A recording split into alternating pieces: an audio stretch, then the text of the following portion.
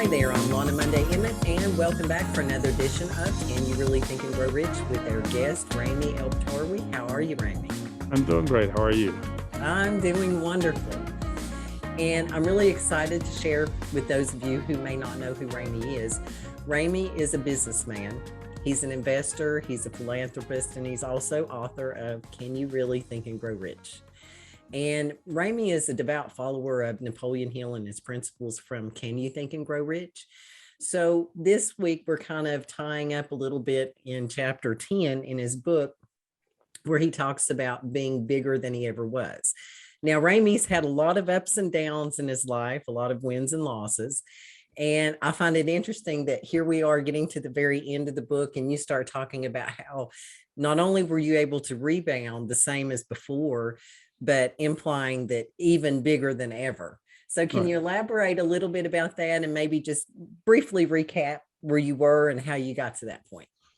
Yeah. So then, as before, when we were talking about chapter 9 and we left chapter 8, when we left chapter 8, I was basically homeless, was $21 to my pocket, and I had to start all over again. And through chapter 10, as I was making goals to achieve things, I got the house back and start my testing different kind of start my first company that started launching what I was going to do with and give me momentum was what I was going to do for the rest of the next 5 years to achieve the ultimate goal of being bigger than I ever was, because I wanted to have more money and have more things than I did in the very first time.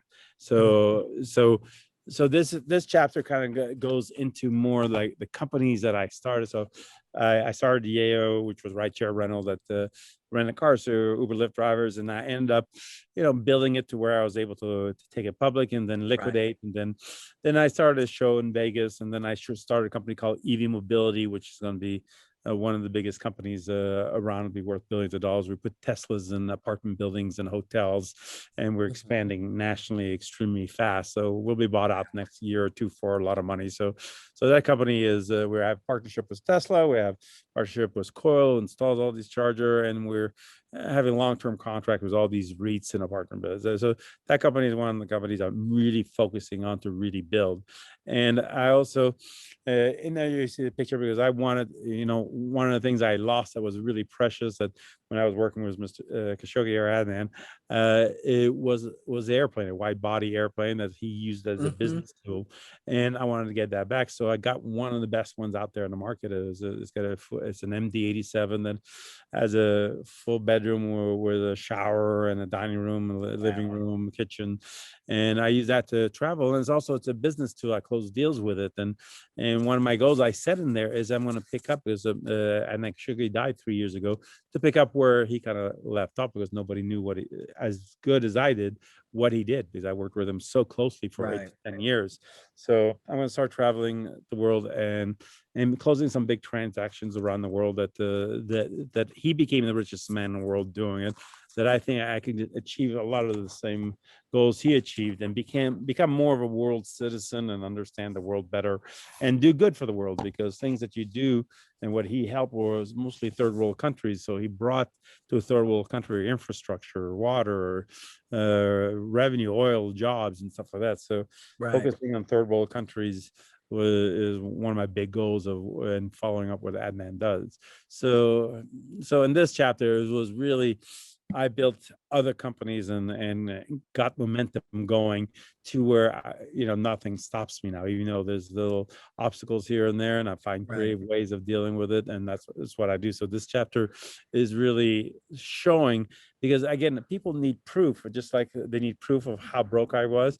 I took pictures of when I had $21 and stuff, and people need proof that I did make it back. So that's why I took pictures of the companies. I took pictures of the airplane. I took pictures of the car I had in '87. I rebuilt, and it's worth a couple $1 million today. It's like all this is just proof. This was proof when I died. So I don't want people to just think that it's just a story being told or something that just made up. So, and I knew I was going to write this book. That's why some of these pictures I took on purpose, because I knew I was going to one day put it in a book and people can see that it really did. That was my path of going into rags to riches, back to rags, and riches and back to rags, and coming back. And then I've used no excuses. Yeah, and Mhm. these are some of the companies I built now. PDQ Pickup, a logistics company, right time for COVID, and even Mobility, and the show in Vegas 27. It's all the things that I built, and that's a plane that I have now. I took it, fully customized it, took a year. It's brand new. It has 10 extra fuel tanks. I could go anywhere in the world pretty much nonstop and make Wow. whatever deals and sleep on the plane. So it's really that chapter is really to show what somebody can really achieve from absolutely nothing. And 5 years earlier, I was homeless with $21. So some people take a lifetime, if ever, to ever accomplish some of the things that I put in this chapter. So this was a chapter, hopefully, not to brag or talk about what I have, but to inspire people to what is achievable, if they put their Yeah. mind to it and use the principles. So that's why it was a very, very important chapter. So I could come back from being homeless, dying, and Mhm. being on prescription drugs, being put in mental institution a few times because of it, and come back and rebuild a fortune in many industries. So that's why it was really exciting. So And I'm really curious to know, since you read and reread Think and Grow Rich so many times, mhm. what do you think was one of the most valuable principles that Napoleon Hill taught for you and your success? Wow, there was a lot of them. I mean, Yeah, there are a lot. yeah, and I think one of the biggest one is to never give up. Hmm. That was a huge one. Getting rid of procrastination was a huge one also for Yeah, me. So I not ever listening to people. I mean, other people's opinion and all the fears that he mentioned, getting rid of all those fears. I mean, there's so many great things that compiles into this thing, and then the burning desire you have to build to not give up. right. Some of the big important points, but there's so much gold. There's so much. Every word means something special.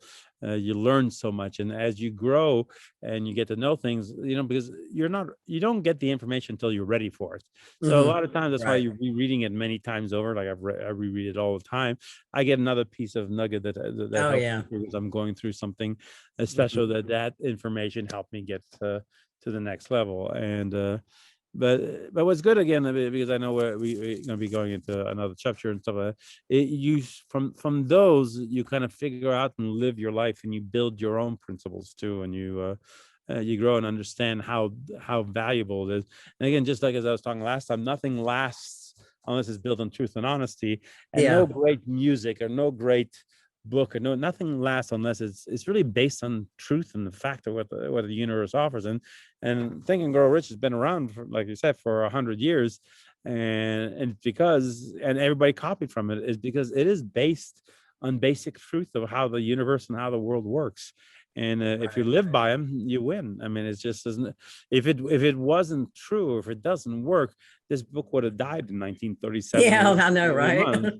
Right, it wouldn't be here in Yeah. 2022. It's just because it's that powerful, and it works today just as it worked back then.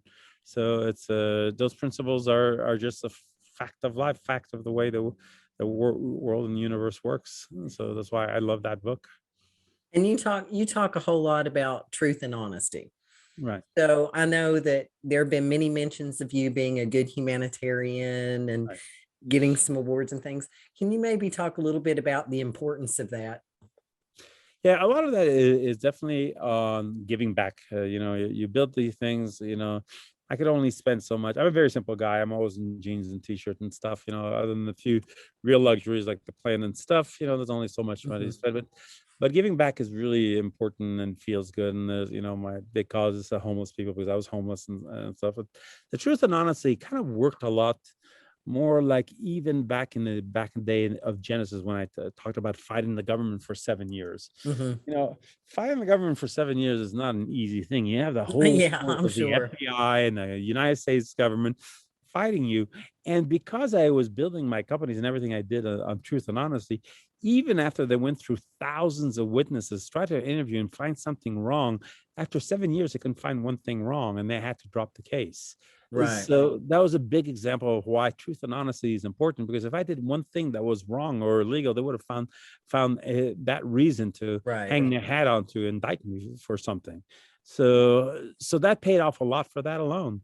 And truth and honesty also is I tell my investors the truth. I'm honest with them. I look at it. So even if I go broke, the reason I could come back is I can go to investors and they'll invest in me again, because, you know, I didn't cheat them out of money or did anything. Even if the company might have failed, I tried my best, and they saw I did everything I can. I looked at after their interests first before mine. I didn't pocket the money. I didn't do any of that stuff. So that's why truth and honesty for long term pays off a lot. I mean, I see different programs on television about the greed and Yeah. stuff like that. People take advantage, and if they're that smart and they can convince people out of money, or why don't they apply for something that would work and that's honest? They would Right. have long term would have won, instead of being have to worry about the law going after them, or them losing everything all over again. Absolutely. Absolutely. So for those who don't know, you can get a copy of Ramy's book at Can You Think and Grow Rich? Can You Really Think and Grow Rich.com. Got it on there. It's the website listed below. And Ramy's story is absolutely amazing. And if I didn't know Ramy and I read this book, I would be like, really? Seriously? But he is a testament to the fact that the principles of Think and Grow Rich actually do work. And we thank you so much for putting this book together. It's a wonderful, wonderful read. It's fascinating to me, all the different things you've done. To me, I look at your life and I'm like, wow, it is absolutely amazing. And the fact that you are just so down to earth and approachable, and that's probably where some of that truth and honesty comes from. You know, you're good to people, and, you know, you've received numerous awards for that. And again, it's a wonderful read. I can't encourage folks enough to get a copy of this, learn more about Ramy and all the wonderful things he's done and how he's given back to the community and people around him. And absolutely amazing. So we thank you so much for being with us again this week, Ramy. And we will be back next time and go through the final chapter in Can You Really Think and Grow Rich? Thanks so much for joining us, and we'll see everybody next time.